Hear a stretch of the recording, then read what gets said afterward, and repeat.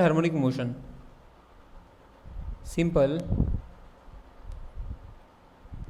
Harmonic motion, simple harmonic motion. बघा, मोशनचे दोन types असतात. मोशनचे दोन टाईप्स, एक रिपीटेड मोशन आणि दुसरी नॉन रिपीटेड मोशन. एक तर रिपीटेड मोशन असते किंवा नॉन रिपीटेड मोशन असते. रिपीटेड मोशन म्हणजे ती मोशन जी स्वतःला रिपीट करते. नॉन रिपीटेड मोशन जी स्वतःला रिपीट करत नाही. ठीक आहे. रिपीटेड मोशनच्या एका रिपिटेशनला एक सायकल म्हणतात. ओके. रिपीटेड मोशनमध्ये दोन प्रकार असतात.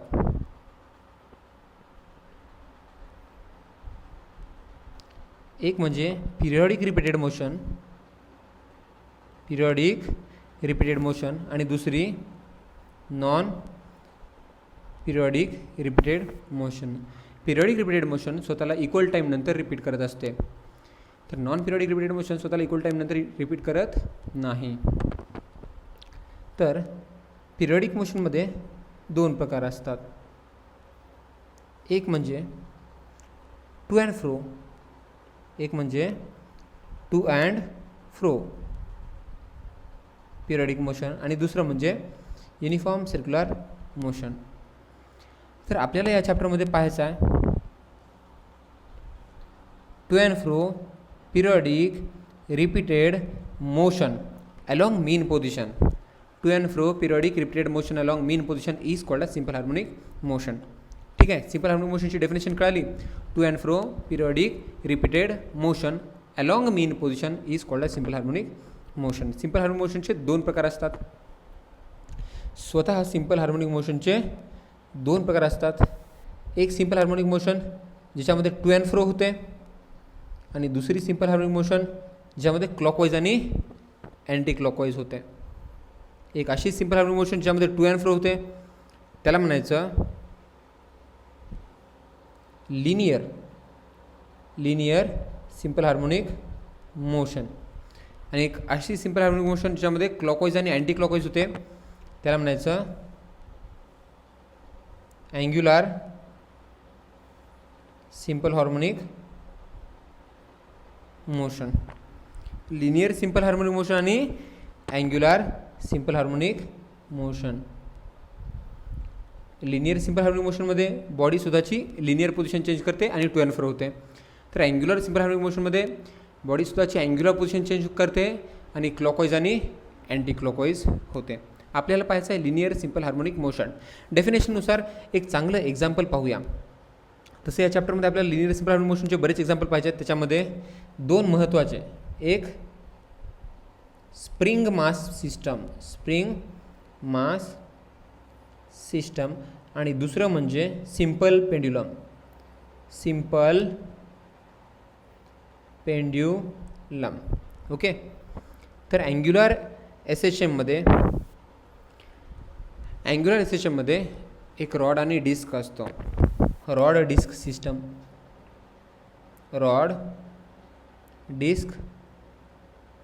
सिस्टम. ओके. आपल्याला एक्झाम पॉईंट ऑफ व्ह्यूनं लिनियर सिंपल हार्मोनिक मोशनकडेच फोकस करायचं आहे. चला तर पाहूया linear simple harmonic motion spring mass system या एक्झाम्पलवरून. तर लिनियर सिंपल हार्मोनिक मोशन काय असते? To and fro periodic repeated motion along mean position. काय म्हटलं मी? To and fro periodic repeated motion. To and fro periodic repeated motion along mean position is called as linear simple harmonic motion. Example spring mass system. लक्षात ठेवा.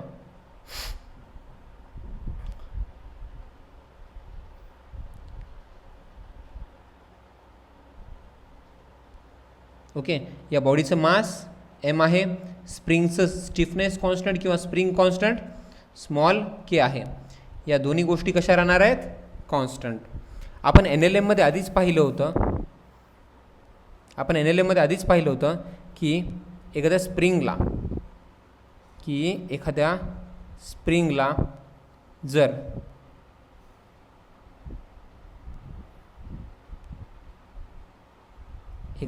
जर आपण x एवढं राईटला ओढलं, एकदा स्प्रिंगला जर आपण एक्स एवढं राईटला ओढलं तर डिस्प्लेसमेंटच्या अपोजिट डायरेक्शनमध्ये एक फोर्स लागतो, जो फोर्स डायरेक्टली प्रोपोर्शनल असतो डिस्प्लेसमेंटला, पण डायरेक्शन कशी असते अपोजिट. डिस्प्लेसमेंट राईटकडे होत असेल तर फोर्स लेफ्टकडे लागतो.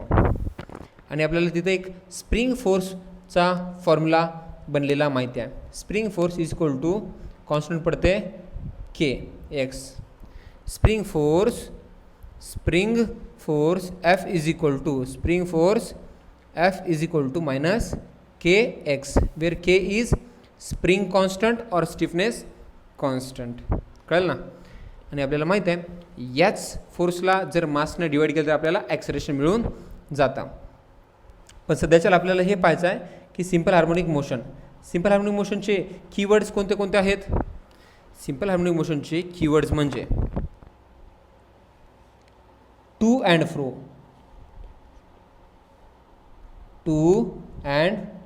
फ्रो. या कीवर्ड्सवरून हे कळते की सिम्पल हार्मोनिक मोशनमध्ये बॉडी ओके मेन पोझिशनपासून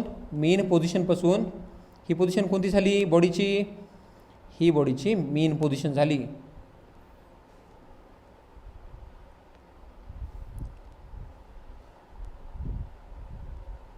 ही बॉडीची मेन पोझिशन झाली.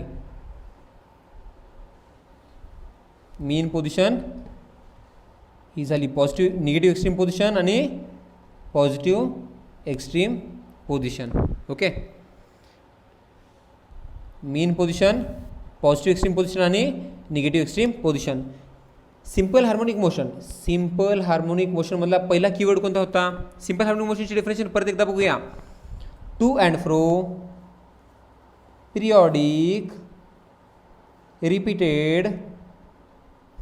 To and fro, periodic, repeated motion.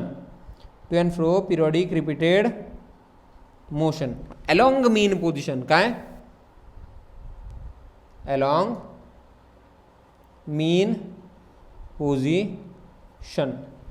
To and fro periodic repeated motion along mean position. To and fro periodic repeated motion along mean position is called as linear simple harmonic motion.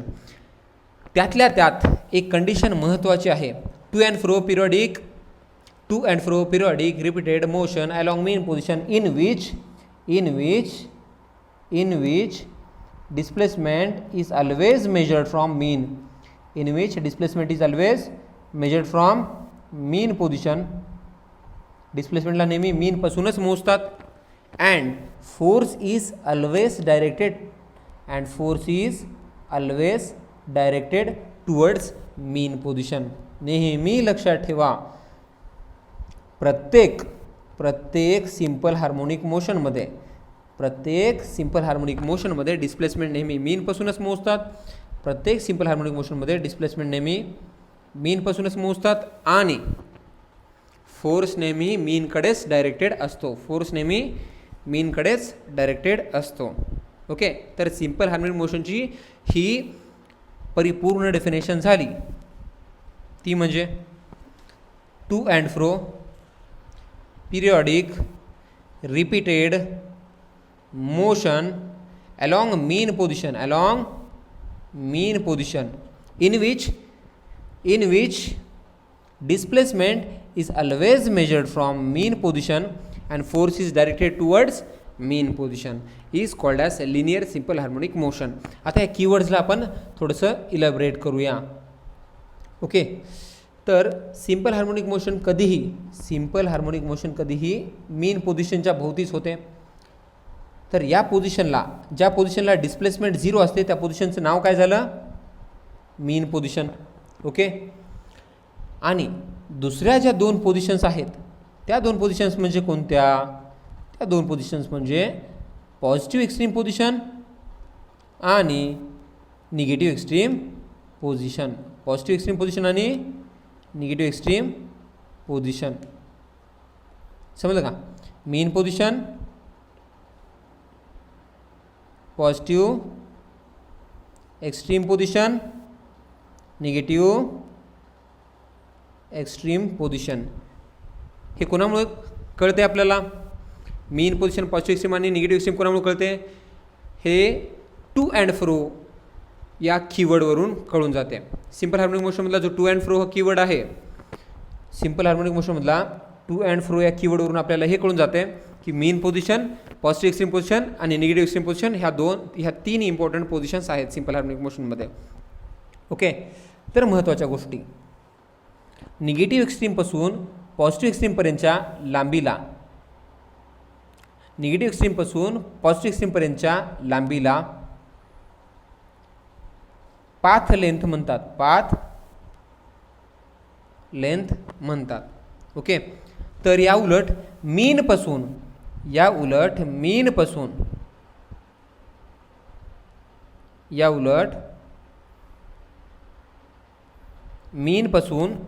एक्स्ट्रीमपर्यंतच्या लांबीला, मीनपासून एक्स्ट्रीमपर्यंतच्या लांबीला amplitude म्हणतात. काय म्हणतात? Amplitude. मीनपासून एक्स्ट्रीमपर्यंतच्या लांबीला amplitude म्हणतात. आपण त्याला maximum displacement असं सुद्धा म्हणू शकतो. ठीक आहे, तर मीनला डिस्प्लेसमेंट किती असते? 0. पॉझिटिव्ह एक्स्ट्रीमला डिस्प्लेसमेंट किती असते? +a. निगेटिव्ह एक्स्ट्रीमला डिस्प्लेसमेंट किती असते? -a. तर पाथ लेंथ काय येते? पाथ लेंथ येते 2a. ओके, आणि ॲम्प्लिट्यूड म्हणजे मॅक्सिमम डिस्प्लेसमेंट असते. ॲम्प्लिट्यूड म्हणजे मॅक्सिमम डिस्प्लेसमेंट. ठीक आहे, हे आपल्याला कळून जातं फक्त टू अँड फ्रो या वर्डवरून. दुसरी गोष्ट, पिरियॉडिक. पिरियॉडिक या कीवर्डवरून आपल्याला हे कळते की simple harmonic motion, to and fro या कीवर्डवरून आपल्याला ही गोष्ट कळते की सिंपल हार्मोनिक मोशन ही पिरियॉडिक मोशन आहे. याचा अर्थ त्याच्यामध्ये टाईम पिरियड कॉन्स्टंट आहे. काय? टाईम पिरियड कॉन्स्टंट आहे. टू अँड फ्रोवरून काय कळालं? Amplitude plus or minus, maximum displacement म्हणजे ॲम्प्लिट्यूड, आणि पाथ लेंथ 2a. आपल्याला पाथ लेंथ दिल्यानंतर ॲम्प्लिट्यूड सांगता आलं पाहिजे. पाथ लेंथ 12 दिलं तर ॲम्प्लिट्यूड 6. ओके, पिरियॉडिक मोशनचा अर्थ आहे ती मोशन इक्वल टाईमनंतर स्वतःला रिपीट करते. म्हणजे पिरियॉडिक मोशन म्हणजे त्या मोशनचा टाईम पिरियड फिक्स असतो, कॉन्स्टंट असतो. जर टाईम पिरियड फिक्स असेल तर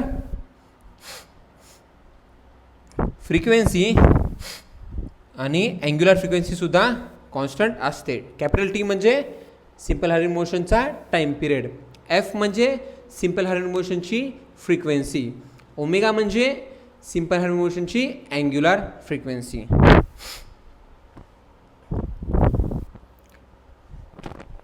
आता रिपीटेड मोशनवरून हे कळते की सिंपल हार्मोनिक मोशन एक रिपीटेड मोशन आहे. सिंपल हार्मोनिक मोशन एक रिपीटेड मोशन आहे. एका रिपिटेशनला एक सायकल म्हणतात. एका रिपिटेशनला एक सायकल म्हणतात. 1 सायकलला आपण 2π रेडियन कन्सिडर करू शकतो. एका सायकलला आपण 2π रेडियन कन्सिडर करू शकतो. ओके, जर समजा, नेहमी लक्षात ठेवा, एक सायकल म्हणजे काय असते? सपोज ही बॉडी आहे, मीनपासून निघाली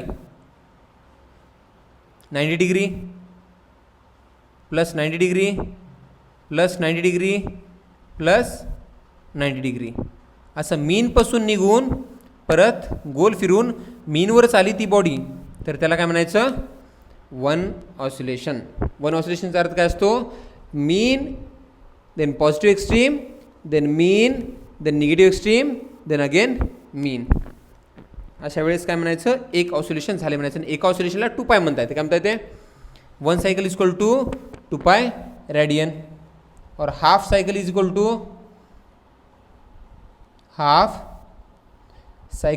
टू π रेडियन, और 1/4 cycle is equal to 1/4 cycle is equal to π/2 radian. 1/4 cycle is equal to π/2 radian. आणि तो पार्टिकल थोडा जरी मूव्ह झाला असेल तो पार्टिकल थोडा जरी मूव्ह झाला असेल तरी त्याच्या पोझिशनला थीटा असं एक्सप्लेन करता येते. ओके. समजा रिपीटेड मोशनमध्ये त्या बॉडीनं हे बघा मीनपासून positive extreme, then mean, then negative extreme, then मीन, असं एक सायकल जर कंप्लीट केलं तर त्याला आपण काय म्हणतो 2π. जर फक्त पॉझिटिव्ह एक्स्ट्रीम आणि मीन केलं तर त्याला म्हणतो पाय. जर फक्त पॉझिटिव्ह एक्स्ट्रीम केलं तर त्याला म्हणतो π/2. आणि जर ती बॉडी थोडी जरी हलली तर त्या बॉडीनं स्वतःची अँग्युलर पोझिशन किती बदलली याला म्हणता येते थीटा. थीटा म्हणजे फेज असतो. तर फेज काय असतो कळालं का? फेज म्हणजे angular position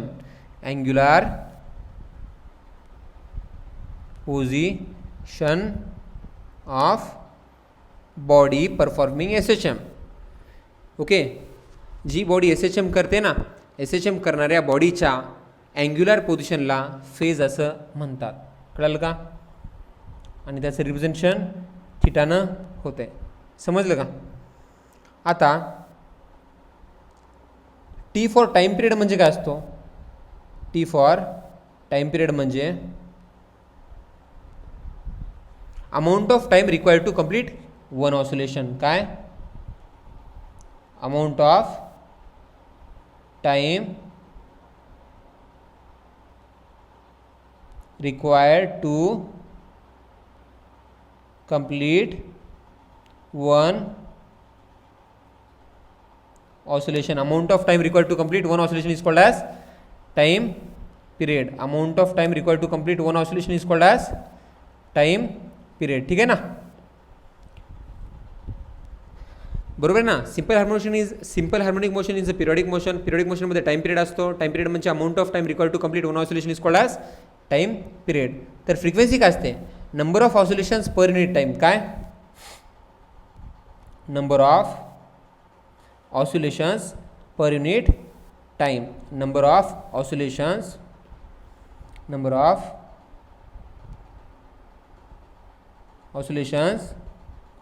per unit time. Number of oscillations per unit time is called as frequency. तर अँग्युलर फ्रिक्वेन्सी काय असते? अँग्युलर फ्रिक्वेन्सी म्हणजे number of cycles per unit time. एका सायकलला 2π म्हणायचं. Number of cycles per unit time. Number of cycles म्हणजेच 2π per unit time. Number of cycles per unit time. ठीक आहे ना? कॅपिटल T म्हणजे time period. Amount of time required to complete one oscillation is called as time period. Amount of time required to complete one oscillation is called as time period. Then F is for frequency. Frequency म्हणजे काय असते? Number of oscillations per unit time is called as frequency. T capital T म्हणजे time period. Amount of time required to complete one oscillation is called as time period. Frequency म्हणजे number of oscillations per unit time is called as frequency. आणि omega म्हणजे angular frequency. Angular frequency म्हणजे number of cycles per unit time. Number of cycles म्हणजे 2π per unit time. Number of cycles per unit time is called as angular frequency. चला एक interesting गोष्ट आणि चॅप्टरमधली महत्त्वाची गोष्ट. हा जो ओमेगा आहे ना अँग्युलर फ्रिक्वेन्सी, ओमेगाला कसं लिहिता येतं? SHM करणारी बॉडी T एवढ्या टाईममध्ये थीटा एवढं फेज चेंज करते. तर एका सेकंडमध्ये किती फेज चेंज करत असेल त्याला म्हणतात ओमेगा. काय म्हणतात? ओमेगा. अशा प्रकारे आपल्या फेज म्हणजे थीटाला आपण ओमेगा T सुद्धा लिहू शकतो. काय लिहू शकतो? Omega T. समजलं ना? थीटा म्हणजे फेजला, SHM करणाऱ्या बॉडीच्या फेजला म्हणजे अँग्युलर पोझिशनला. स्टार्टिंगला 0 म्हणायचं. ओके. एक्स्ट्रीमला गेल्यानंतर π/2 म्हणायचं. परत तिथे चालल्यानंतर पाय म्हणायचं. निगेटिव्ह एक्स्ट्रीमला गेल्यानंतर 3π/2 म्हणायचं. परत तिथे चालल्यानंतर 2π म्हणायचं. असं कोणत्याही बॉडीची जी अँग्युलर पोझिशन असते ना त्या अँग्युलर पोझिशनला काय म्हणतो आपण? फेज. म्हणजे थीटा. थीटाला कसं लिहिता येते? ओमेगा T लिहिता येते. आता कसं लिहिता येते? Omega T. Because we know what is angular frequency. Angular frequency म्हणजे एका सेकंडमध्ये किती 2π होते. किती ऑसिलेशन्स होतात. ओके, जर टी एवढ्या टाईममध्ये थिटा एवढं फेस चेंज होत असेल तर एका सेकंदमध्ये किती फेस चेंज होते त्याला ओमेगा म्हणतात. काय म्हणतात? Omega equal theta by T. बरोबर आहे ना. आता आपल्याला माहीत आहे एक ऑसिलेशन जर झालं, ओके, मीनपासून पॉझिटिव्ह एक्स्ट्रीम, मग परत मीन, मग निगेटिव्ह एक्स्ट्रीम, मग परत मीन, एक ऑसिलेशन झालं तर किती थिटा चेंज होतो? 2π.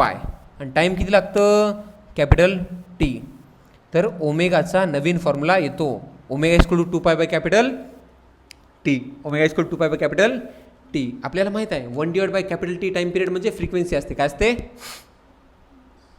म्हणजे ओमेगा इक्वल टू 2π इंटू फ्रिक्वेन्सीसुद्धा लिहिता येते. ठीक आहे, समजलं? ओके, ओमेगा याचा पहिला फॉर्म्युला काय आला? Omega equal to theta by T. ओमेगाचा दुसरा फॉर्म्युला काय आला? Omega equal to 2π by T. महत्त्वाचा फॉर्म्युला. ओमेगाचा तिसरा फॉर्म्युला काय आला? ओमेगाचा तिसरा formula omega equal to 2π into frequency. Omega equal to 2π into frequency. Okay, ठीक आहे. यावरूनच आपल्याला फ्रिक्वेन्सी आणि टाईम पिरियडचा फॉर्म्युला मिळून जातो. टाईम पिरियडचा फॉर्म्युला काय असेल? टाईम पिरियडचा formula T is equal to, प्रत्येक सिंपल हार्मोनिक मोशनच्या टाईम पिरियडचा formula T is equal to 2π by omega येईल. काय येईल? 2π बाय ओमेगा. प्रत्येक सिंपल हार्मोनिक मोशनच्या टाईम पिरियडचा formula T is equal to 2π by omega येईल. ठीक आहे. फ्रिक्वेन्सीचा फॉर्म्युला काय येईल मग? Omega by 2π. फ्रिक्वेन्सीचा फॉर्म्युला काय येईल? Omega by 2π. Frequency F is equal to omega by 2π. Frequency F is equal to omega by 2π. ठीक आहे.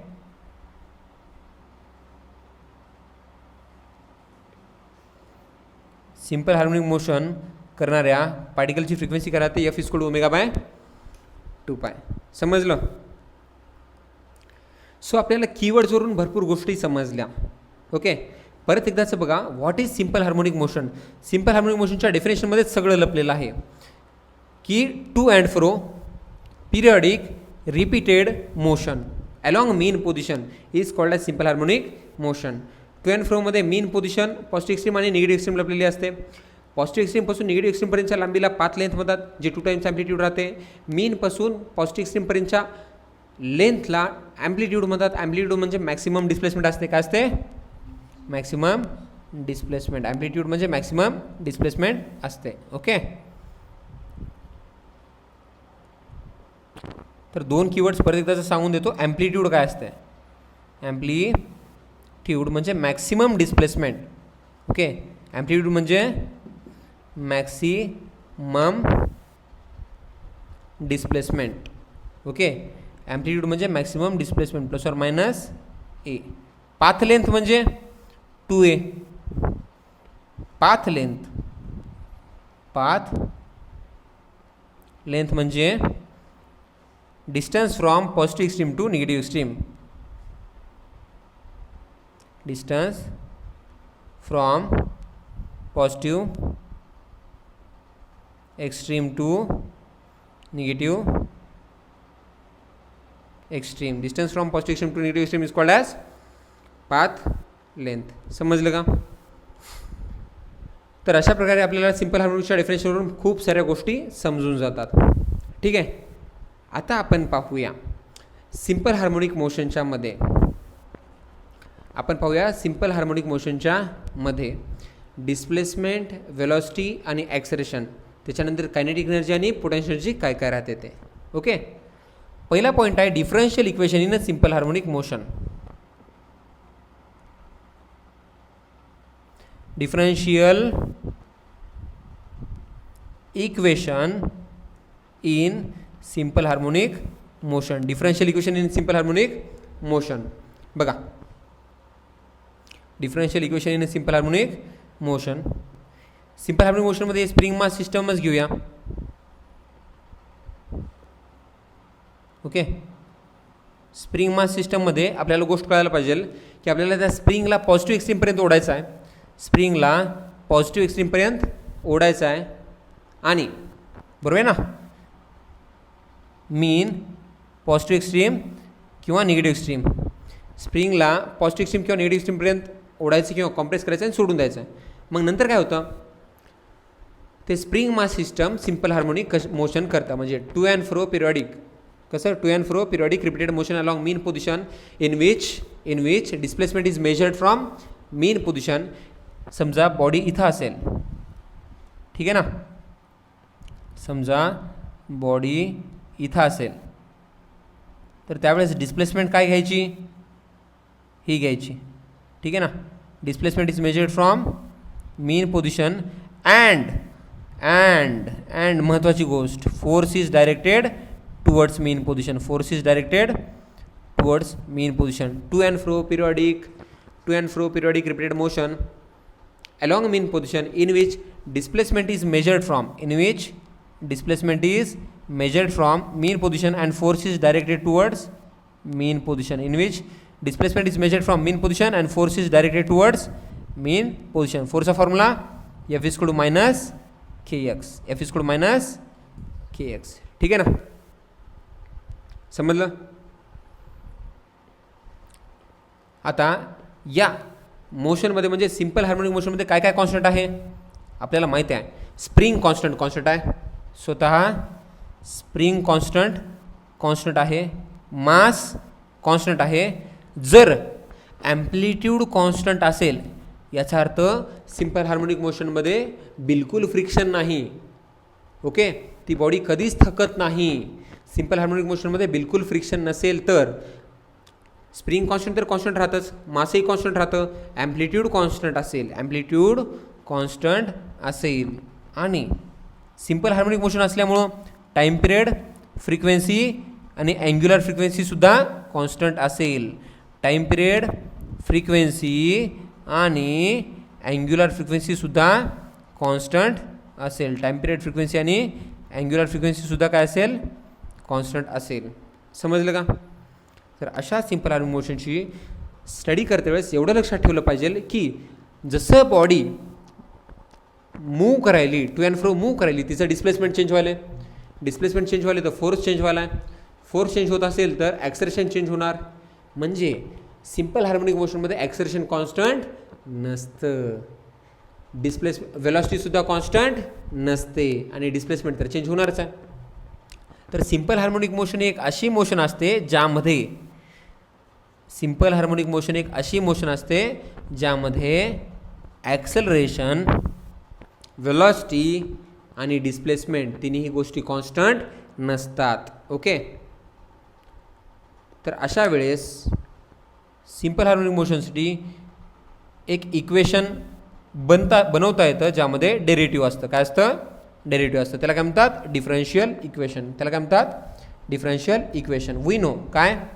वी नो आपल्याला माहीत आहे F is equal to minus K X. एफच्या जागी त्या बॉडीचं मास इंटू ॲक्सेलरेशन, सिस्टमचं acceleration is equal to minus K X. M right साईडला गेलं आणि ॲक्सेलरेशनच्या जागी आपल्याला काय लिहिता येते, D V by D T is equal to minus K by M into X. कळलं का. आता आपल्याला लक्षात ठेवलं पाहिजे की त्या व्हीच्या जागी काय लिहिता येतं, परत डी बाय डी टीला डी बाय डी टी, व्हीच्या जागी D X by D T लिहिता येतं. का लिहिता येतं, D X by D T is equal to. एक गोष्ट नेहमी लक्षात ठेवा, स्प्रिंग मास सिस्टमसाठी जो ओमेगा असतो ना, स्प्रिंग मास सिस्टमसाठी जो ओमेगा असतो तो ओमेगा असतो under root K by M. Omega काय असतो, under root K by M. नेहमी लक्षात ठेवा. हे कसं आलं ते सांगून देतो. जगातल्या कोणत्याही सिम्पल हार्मोनिक मोशनसाठी note for any simple harmonic motion जी अँग्युलर फ्रिक्वेन्सी असते ना ती असते square root of acceleration divide by displacement. जगातल्या प्रत्येक सिम्पल हार्मोनिक मोशनमध्ये ॲक्सेलरेशनसुद्धा चेंज होतं आणि डिस्प्लेसमेंटसुद्धा चेंज होतो, पण त्या दोघांचा रेशो चेंज होत नाही. ॲक्सेलरेशन आणि डिस्प्लेसमेंटचा रेशो घ्यायचा आणि त्याचं स्क्वेअर रूट घ्यायचं आणि आपल्याला मिळतं अँग्युलर फ्रिक्वेन्सी ओमेगा. एकदाचं ओमेगा भेटलं की आपल्याला टाईम पिरियड काढता येतं आणि फ्रिक्वेन्सीसुद्धा काढता येतं. हे नेहमी लक्षात ठेवा. For any simple harmonic motion, for any simple harmonic motion in the world, for any simple harmonic motion in the world, for any simple harmonic motion in the world, omega is equal to under root A by X, omega is equal to under root A by x.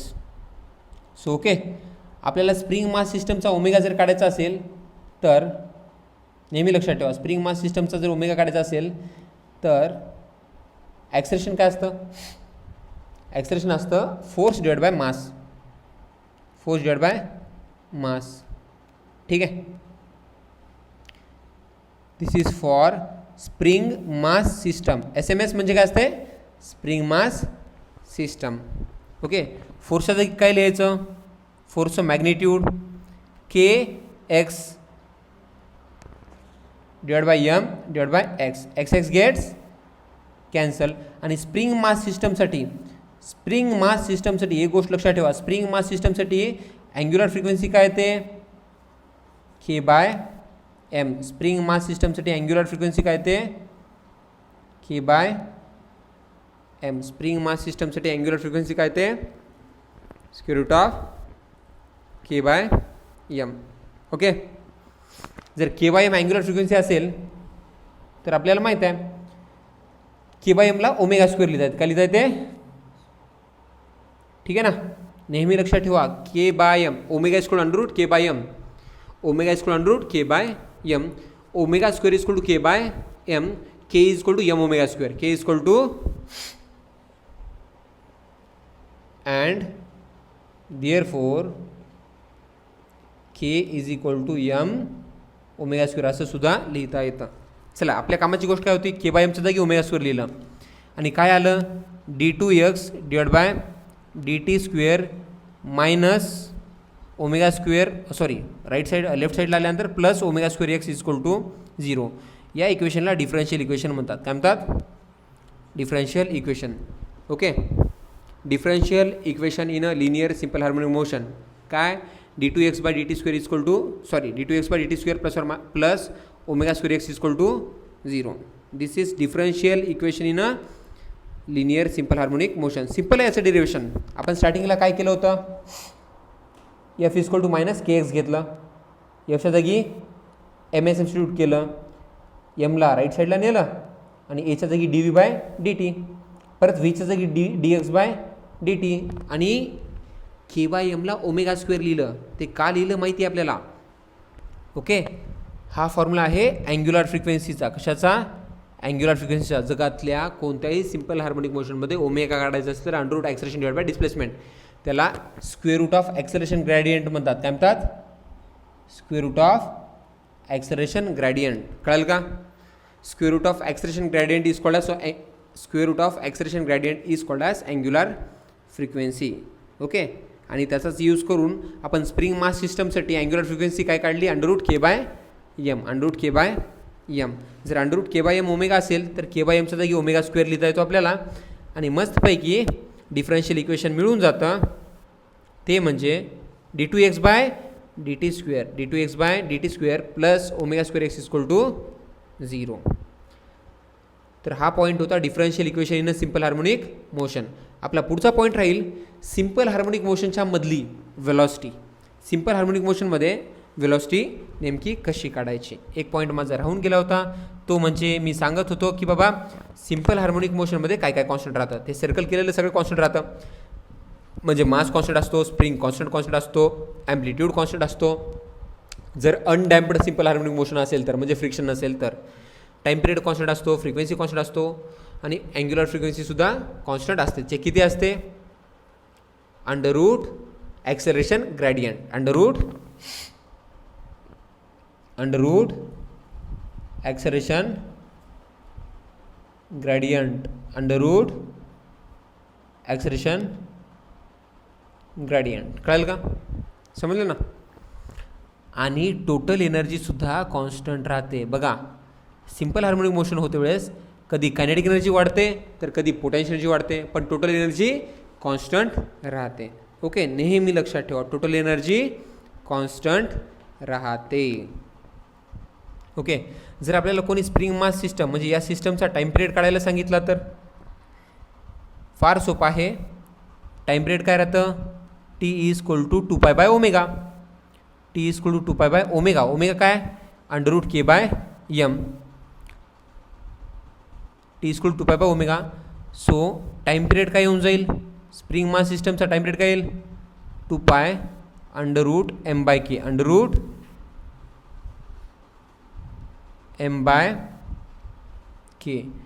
T is equal to 2 pi under root M by K. T is equal to 2 pi under root M by K. T is equal to 2 pi under root M by K.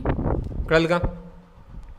Frequency विचारली तर उलटं करून टाकावं, फार simple आहे. 1/2 pi square root of K by M. 1/2 pi square root of K by M. 1/2 pi square root of K by M. ठीक आहे ना. 1/2 pi square root of K by M. समजलं. जर आपल्याला स्प्रिंग मास सिस्टम किंवा कोणत्याही simple harmonic मोशनमध्ये SHM करणाऱ्या पार्टिकलची कोणत्याही पोझिशनला वेलॉसिटी काढायची असेल तर बघा गंमत आहे. Velocity of a particle performing simple harmonic motion. Velocity of a particle performing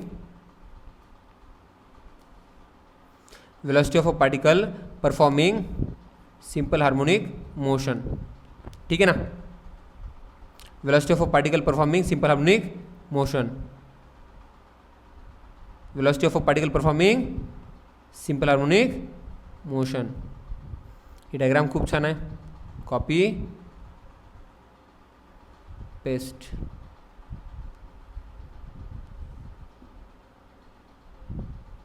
velocity of a particle performing simple harmonic motion. आपल्याला माहिती आहे, काय माहिती आहे, F is equal to minus K X. F is equal to minus K X. एफच्या जागी काय लिहिता येते, M A is equal to minus K X. M right साईडला निघून गेलं, तर एच्या जागी काय लिहायचं, D V by D T is equal to minus K by M into X. Okay. आता एक नवीन स्टेप आहे, डी एक्सनं मल्टिप्लाय करायचं आणि डी एक्सनं डिवाइड करायचं. असं का करायचं, because D X by D T, काय म्हटलो मी, डी एक्स बाय डी टीला काय लिहिता येते, व्ही लिहिता येते. काय लिहिता येते, डी एक्स बाय डी टीला व्ही लिहिता येते. डी एक्स बाय डी टीला व्ही लिहिता येते. So V into D V by D X is equal to minus K by एमच्या जागी लिहायचं ओमेगा स्क्वेअर एक्स. कळालं का. आपण डी एक्सनं मल्टिप्लाय केलं, डी एक्सनं डिवाइड केलं, डी एक्स बाय डी टीला व्ही लिहिलं आणि उरलं D V by D X. आता एक गंमत आहे, त्या डी एक्सला मस्तपैकी त्याच्या एक्सकडं पाठवून द्यायचं. डी एक्सला त्याच्या एक्सकडे पाठवून द्यायचं आणि राहतंय काय, v into D v is equal to minus omega square x into D x. Minus omega square x into D x. समजलं का. आणि आता दोन्हीकडे घ्यायचं इंटिग्रेशन. काय घ्यायचं, इंटिग्रेशन. बघा व्ही इंटू डी व्हीचं इंटिग्रेशन काय ते, V square by 2 is equal to minus omega square बाहेर. X into D X integration काय ते, X square by 2 X square by 2 plus एक इंटिग्रेशन कॉन्स्टंट येतं. काय तर इंटिग्रेशन कॉन्स्टंट. ओके. आता बघा आपल्याला इंटिग्रेशन कॉन्स्टंटची व्हॅल्यू जर माहिती करायची असेल तर हे माहिती पाहिजे की जेव्हा एखादी बॉडी SHM करते तेव्हा एक्स्ट्रीमला ॲट एक्स्ट्रीमला डिस्प्लेसमेंट किती असतं, मॅक्सिमम म्हणजे ॲम्प्लिट्यूड एवढं. बरोबर आहे. पण जसं झोका कडेला जाऊन थांबतो थोड्या वेळासाठी, तसंच SHM करणारी प्रत्येक बॉडी, त्या बॉडीची व्हेलॉसिटी एंडला किती होते, मिनिमम म्हणजे 0 होते. आणि आपण ते इथं ठेवू शकतो. So 0 square by 2 is equal to minus 0 square by 2 is equal to काय येईल बघा, 0 square by 2 is equal to minus omega square A square by 2 plus c. 0 square by 2 is equal to minus extreme पोझिशनला बघा, हे equation शेवटचं काढलेलं equation extreme पोझिशनला काय होईल, 0 square by 2 is equal to minus omega square A square by 2 plus c. So c is equal to omega square A square by 2. सीची value काय येऊन जाईल, omega square A square by 2. सीची value येऊन जाईल, बरोबर ना, हे 0 होऊन जाईल, हे इथं येऊन जाईल ए स्क्वेअर, आणि अशा प्रकारे c is equal to omega square A square by 2 येऊन जाईल. मग तर हीच सीची व्हॅल्यू याच इक्वेशनमध्ये पुट करून टाकायची, तीच सीची व्हॅल्यू त्याच इक्वेशनमध्ये पुट करून टाकायची आणि बघायचं काय देते. आन्सर आहे व्हेलॉसिटीचं इक्वेशन. ओके, कसं येते ते बघा.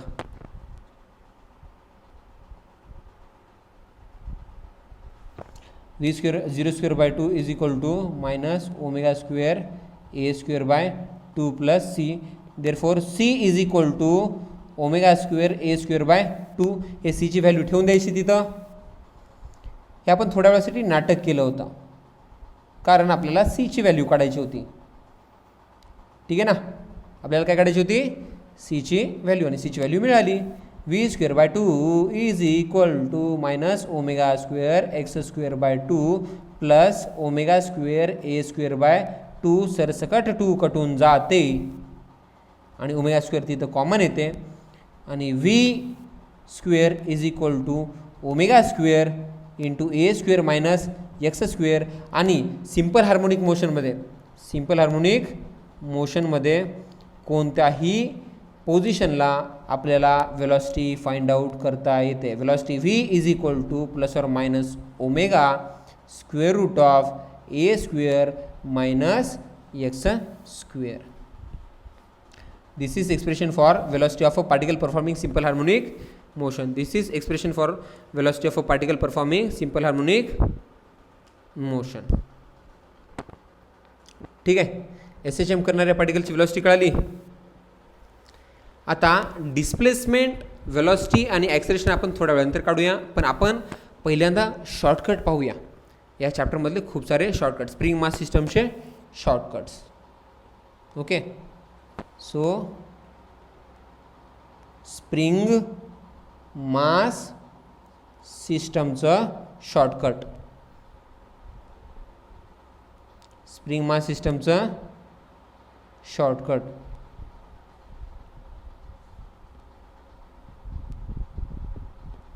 हे बघा,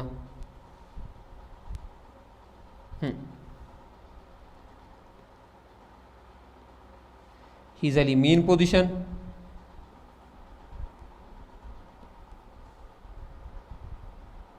ही झाली पॉझिटिव्ह एक्स्ट्रीम पोझिशन, आणि ही झाली निगेटिव्ह एक्स्ट्रीम पोझिशन. ठीक आहे ना. आपण काय काय राहतं बघूया तिथं. आपल्याला सगळ्यात पहिलं माहिती आहे डिस्प्लेसमेंट. काय म्हणजे ओरली सांगता येते ना, डिस्प्लेसमेंट. ठीक आहे, डिस्प्लेसमेंट एक्स.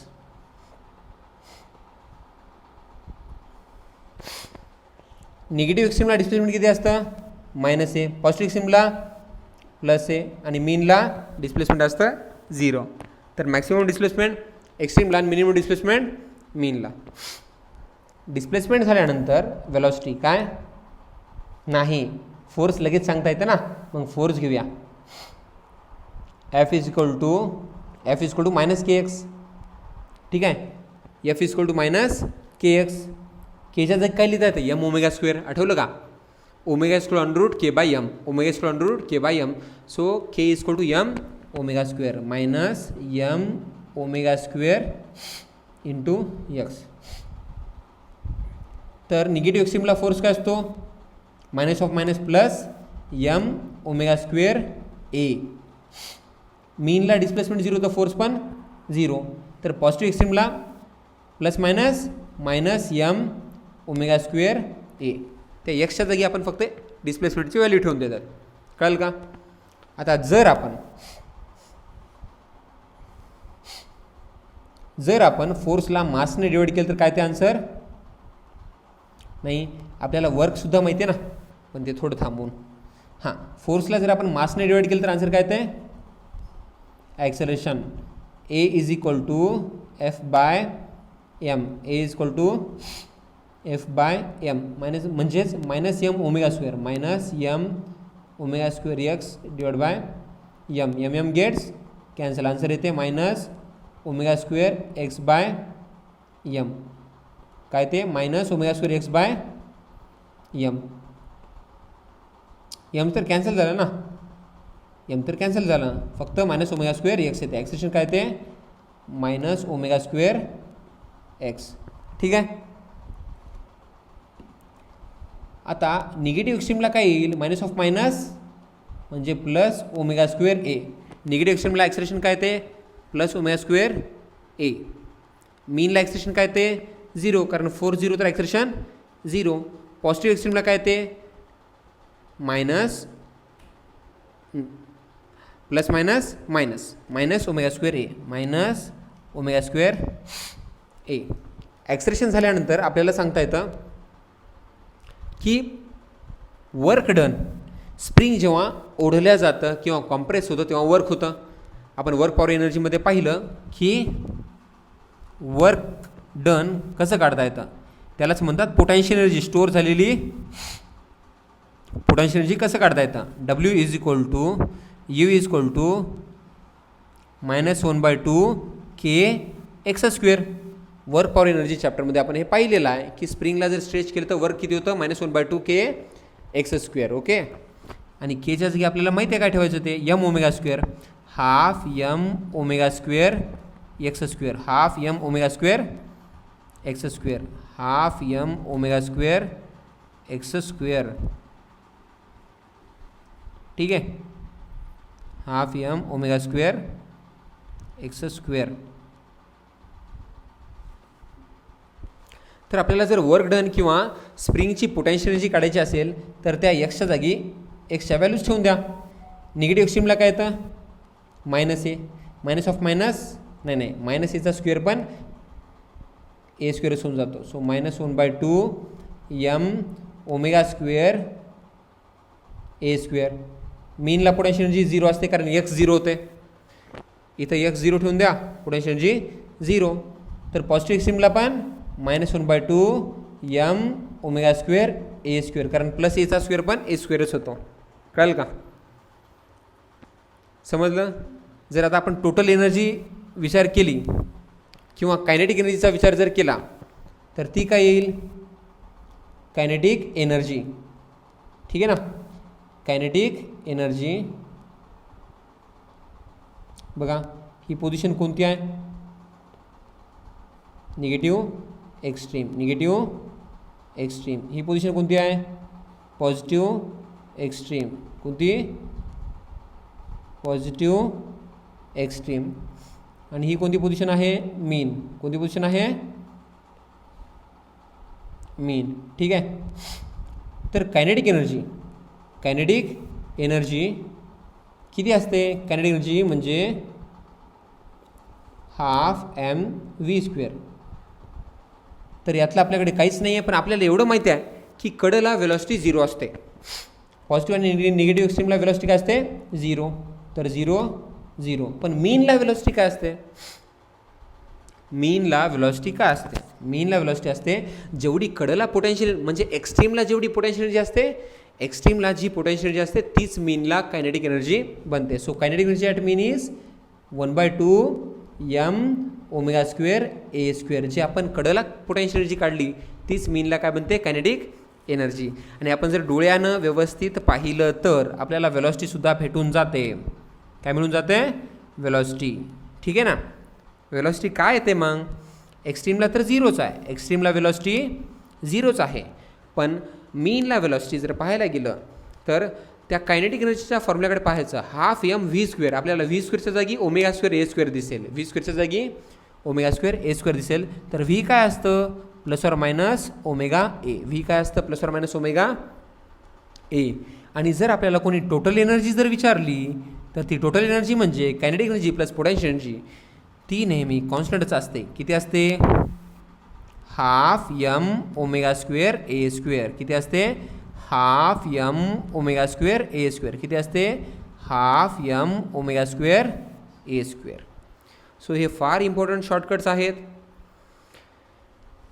ओके, या शॉर्टकट्समध्ये आपल्याला सांगता येतं की डिस्प्लेसमेंट, फोर्स, ॲक्सेलरेशन, मीनला आणि वर्क आणि पोटेन्शियल एनर्जीसुद्धा, वर्क आणि पोटेन्शियल एनर्जीसुद्धा मीनला काय असतात 0 असतात.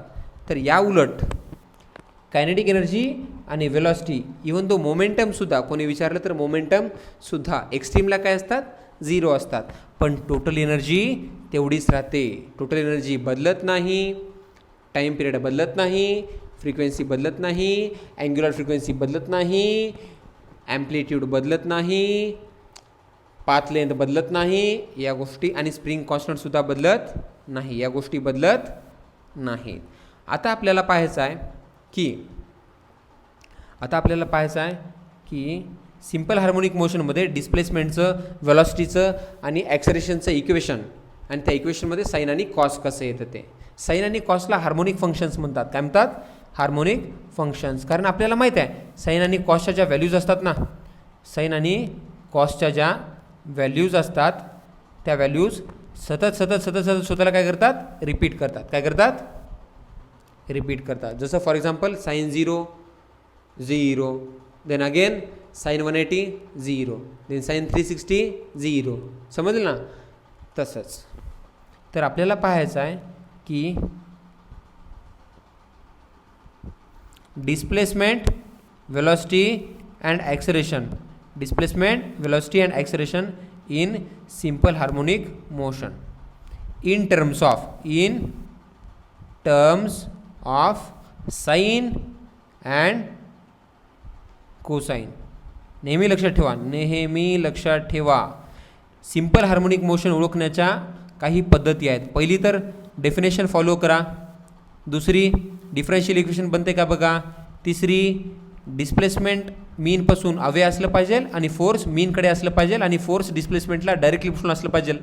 आणि चौथी एक महत्त्वाची गोष्ट म्हणजे सिम्पल हार्मोनिक मोशनमध्ये डिस्प्लेसमेंट, व्हेलॉसिटी आणि ॲक्सेलरेशनच्या इक्वेशनच्या मध्ये साइन आणि कॉस येते. काय ते साइन थीटा आणि कॉस थीटा, किंवा कधीकधी एकत्रितरित्या दोन्ही येतात, साइन थीटा आणि कॉस थीटा. आणि म्हणतात की ओळखा बाबा सिम्पल हार्मोनिक मोशन कोणती आहे. तर आन्सर आहे सिम्पल हार्मोनिक मोशनच्या डिस्प्लेसमेंट, व्हेलॉसिटी आणि ॲक्सेलरेशनच्या इक्वेशनमध्ये साइन आणि कॉस थीटा येतात. कारण ते तिन्हीच्या तिन्ही कशा आहेत हार्मोनिक फंक्शन्स आहेत. कशा आहेत. डिस्प्लेसमेंट 0 पण असू शकतो, मॅक्सिमम पण असू शकतो. वेलॉसिटी 0 पण असू शकते, मॅक्सिमम पण असू शकते. ॲक्सेलरेशन 0 पण असू शकतं, मॅक्सिमम पण असू शकतं. आताच पाहिलं आपण इथं.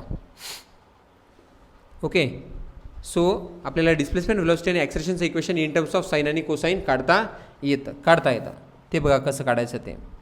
वी नो, आताच आपण काढल्या वेलॉसिटीचं इक्वेशन बघितलं आपण.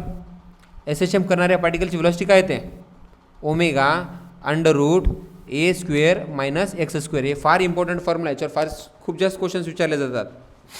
ओमेगा जागी आपल्याला काय लिहायचं आहे dx/dt omega into √a² minus x². Okay ठीक आहे. dt ला तिकडे पाठवून द्या, त्या स्क्वेअर लेफ्टला आणा.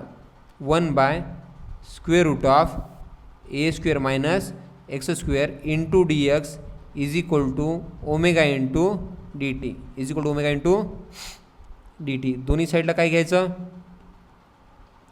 दोन्ही साईडला इंटिग्रेशन घ्यायचं. आणि काय ते ही टर्म लक्षात ठेवा, माहिती नसेल तर integration of 1/√a² minus x² into dx येते sine inverse of x/a, sine inverse of x/a which is equal to omega t. Omega t म्हणजे अँगल आहे ना, आपल्याला माहिती आहे. ओमेगा टी म्हणजे काय असतो फेज असतो, प्लस इंटिग्रेशन कॉन्स्टंट येते फाय म्हणजे where this phi is initial angle. Initial angular position. म्हणजे एस एच एम कुठून स्टार्ट झालं, इनिशियल अँग्युलर पोझिशन, त्यालाच काय म्हणतात, इपोच. काय म्हणतात, इपोच. काय म्हणतात, इपोच. जर मीनपासून एस एच एम स्टार्ट झाला असेल तर फाय 0 असते. जर पॉझिटिव्ह एक्स्ट्रीमपासून जर एस एच एम स्टार्ट झाला असेल तर इपोच π/2 असेल प्लसवालं. जर निगेटिव्ह एक्स्ट्रीमपासून एस एच एम स्टार्ट झाला असेल तर इपोच किती असेल, -π/2. आणि फ्रॉम एनी पोझिशन कुठून एस एच एम जर स्टार्ट झाला असेल तर तिथं फाय किती येतं, काहीतरी येऊन जातं. फायला फाय असली यायचं. समजलं का. आता ते साईन इनवर्स जर राईट साईडला गेलं तर काय बनते, x/a = sine of ω/t + five. Okay. आणि एक्सचं इक्वेशन येऊन जाते a साईन ω/t + फाय. हे आहे सिम्पल हार्मोनिक मोशनच्या डिस्प्लेसमेंटचं इक्वेशन. सिम्पल हार्मोनिक मोशनच्या डिस्प्लेसमेंटचं equation. Okay. This is equation of displacement in a simple harmonic motion. Simple harmonic मोशनमधल्या डिस्प्लेसमेंटचं equation x = a sin ω/t + phi. x = a sin ω/t + phi. x = a sin ω/t + phi. ठीक आहे ना. आता पाहूया, जर एस एच एम मीनपासून start होत असेल तर हे बघा, याचं डेरिव्हेटिव्ह जर घेतलं ना, वी नो, आपल्याला माहिती आहे की v = dx/dt असते. v = dx/dt असते. तर असं जर आपल्याला वेलॉसिटी काढायचं असेल तर एला ए साईनचा डेरिव्हेटिव्ह येतो cos ω/t + five.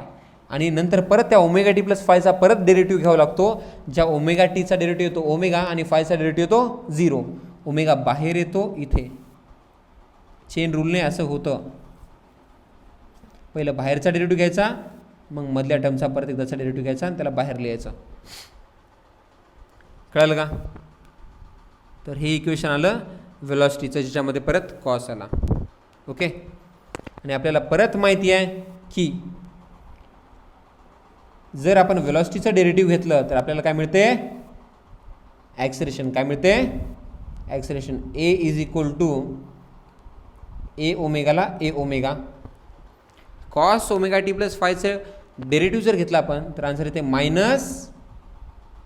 -sin ω/t + five. परत आपल्याला ω/t + फायचं डेरिव्हेटिव्ह घ्यावं लागते. ω/tचं डेरिव्हेटिव्ह येते ओमेगा आणि फायचं डेरिव्हेटिव्ह येते 0. ओमेगा + 0 म्हणजे ओमेगा, जे की बाहेर निघते आणि a ओमेगा × ओमेगा स्क्वेअर बनते. काय बनते, ओमेगा स्क्वेअर बनते. ओके. समजलं. तर अशा प्रकारे आपण सांगू शकतो की मीनला कुठे, मीन पोझिशनला फायच्या जागी 0 ठेवायचं. मीनला फायच्या जागी 0 ठेवायचं. तर डिस्प्लेसमेंटचं इक्वेशन काय ते, x = a sin ω/t. मीनला वेलॉसिटीचं इक्वेशन काय ते, फायला 0 ठेवायचं. v = a omega cos ω/t. मीनला ॲक्सेलरेशन काय ते, मीनला ॲक्सेलरेशन काय ते, a = -a ω² sin ω/t. बघा, तुम्ही थोडंसं ध्यान देऊन बघा. या इक्वेशनमधलं जर आपण हे a आणि sin ω/t जर उचललं तर त्याच्या जागी आपण काय लिहू शकतो, डिस्प्लेसमेंट लिहू शकतो ना. a sin ω/t डिस्प्लेसमेंट होतो बघा, वरीच बघा. a sin ω/t काय डिस्प्लेसमेंट आहे. तर ॲक्सेलरेशनचं अजून एक इक्वेशन येतं -ω²x. म्हणजे सिम्पल हार्मोनिक मोशनमध्ये अजून एक गोष्ट कळाली आपल्याला की ॲक्सेलरेशन आणि डिस्प्लेसमेंट अपोजिटली डायरेक्टेड असतात. ते तर आधीच माहिती होतं, फोर्स आणि डिस्प्लेसमेंट अपोजिटली डायरेक्टेड म्हणजे ॲक्सेलरेशन आणि डिस्प्लेसमेंट अपोजिटली डायरेक्टेड. तरी एक्स्ट्राची गोष्ट. Okay. So we have here equation of displacement velocity and acceleration जर एस एचच्या मीनपासून स्टार्ट होत असेल तर, आणि पॉझिटिव्ह एक्स्ट्रीम आणि निगेटिव्ह एक्स्ट्रीमपासून स्टार्ट होत असेल तर आपल्याला +π/2 किंवा -π/2 ठेवायचा आहे फायच्या जागी. ओके, आता पाहूया कायनेटिक एनर्जी, पोटेन्शियल एनर्जी आणि total energy in a simple harmonic motion. Kinetic energy, potential energy and total energy in simple harmonic motion. Simple harmonic मोशनमध्ये कायनेटिक एनर्जी, पोटेन्शियल एनर्जी आणि टोटल एनर्जी काय येते हे बघा.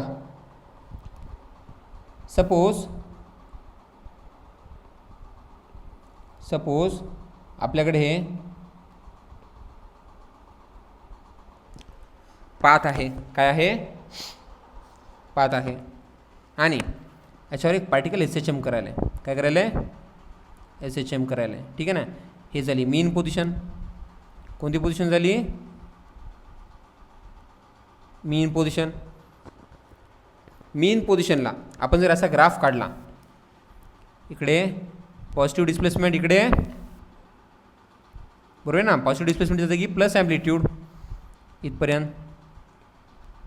आणि इकडं मायनस ॲम्प्लिट्यूड. आणि जर आपण वाय ॲक्सिसवर जर समजा एनर्जी दाखवली, काय दाखवली?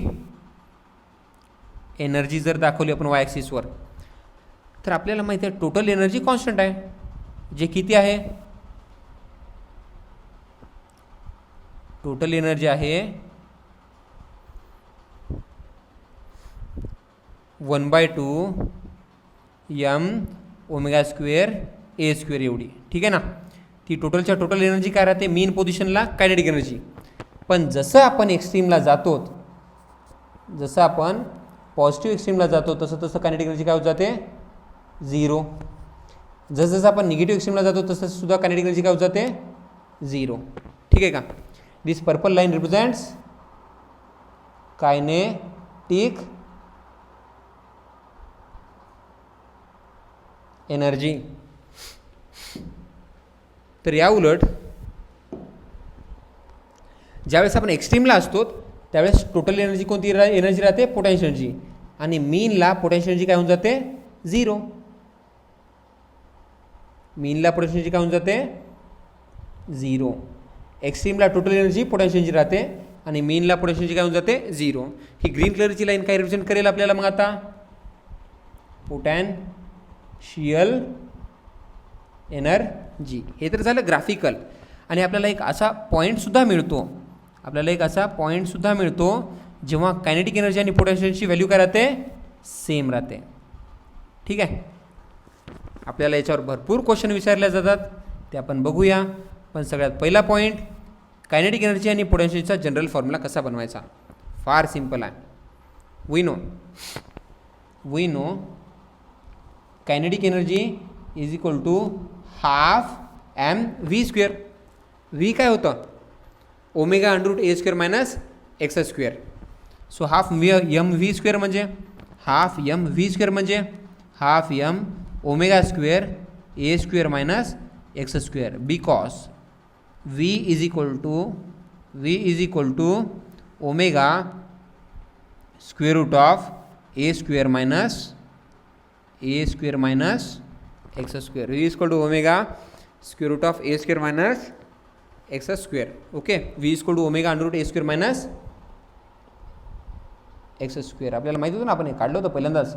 Velocity of a particle performing SHM v is equal to ω√A² minus x². त्याची व्हॅल्यू ठेवून दिल्यानंतर कायनेटिक एनर्जी कोणत्याही पॉईंटला कायनेटिक एनर्जी काय येऊन जाईल? कोणत्याही पॉईंटला kinetic energy ½ mω²A² minus x². ½ mω²A² minus x². अशाच प्रकारचे आपल्याला कोणत्याही पॉईंटला पोटेन्शियल एनर्जी जर विचारली तर वर्क डनचा फॉर्म्युला लिहायचा. W is equal to -1/2 work power energy चॅप्टरमध्ये आपण पाहिला. -1/2 kx². केच्या जागी mω². केच्या जागी mω². So -1/2 mω²x². कोणत्याही ठिकाणी पोटेन्शियल एनर्जी काय होऊन जाईल? -1/2 mω²x². जर आपण पाहिलं की दोघांची जर ॲडिशन केली काय येईल, total energy is equal to kinetic energy plus potential energy. Okay, total energy is equal to kinetic energy plus potential energy. तर आपल्याला आधीच माहिती आहे, तरी बघूया. Half M omega square into A square minus X square plus, हे minus लिहायची गरज नाही, पोटेन्शियल एनर्जीच्या मधलं मायनस लिहायची गरज नाही, ते फक्त रिप्रेझेंट करते की बाबा पोटेन्शियल एनर्जी स्टोअर व्हायली. फोर्स आणि डिस्प्लेसमेंट अपोजिटली डायरेक्टेड आहेत. Okay, 1/2 M omega square x square. Okay, काय कॉमन घेता, हाफ यम ओमेगा स्क्वेअर, मध्ये काय राहतं, A square minus X square plus X square, x square x square cancel, आणि उरतं काय, 1/2 यम ओमेगा स्क्वेअर ए square. बघा आपण हे आधीच काढलं होतं. सो टोटल एनर्जी काय आली, 1/2 यम ओमेगा स्क्वेअर ए स्क्वेअर. आपल्याला वेगवेगळे क्वेश्चन विचारतात, जसं फाइंड पोझिशन और डिस्प्लेसमेंट, फाइंड पोझिशन और displacement when kinetic energy is equal to potential energy. डिस्प्लेसमेंटची ती व्हॅल्यू काढा जेव्हा कायनेटिक एनर्जी आणि पोटेन्शियल एनर्जी काय राहते, सेम राहते.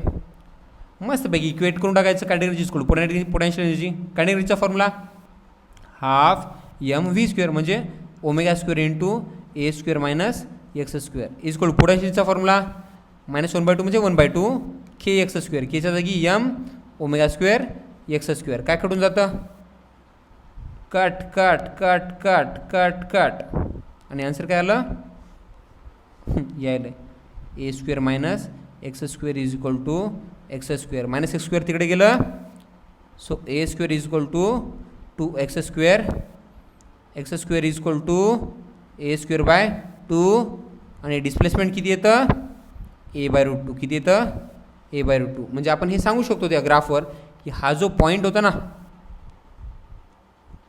ठीक आहे, जेव्हा कायनेटिक एनर्जी आणि पोटेन्शियल एनर्जी काय येऊ लागली, सेम येऊ लागली.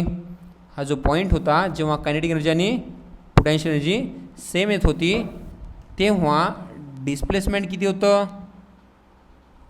तेव्हा डिस्प्लेसमेंट होता, किती होतं डिस्प्लेसमेंट, a/√2. वेगवेगळे क्वेश्चन्स विचारतात. असं डिस्प्लेसमेंट काढा म्हणतात जेव्हा kinetic energy is half potential energy. आपण सेम सिच्युएशन लावून फाइंड आउट करू शकतो.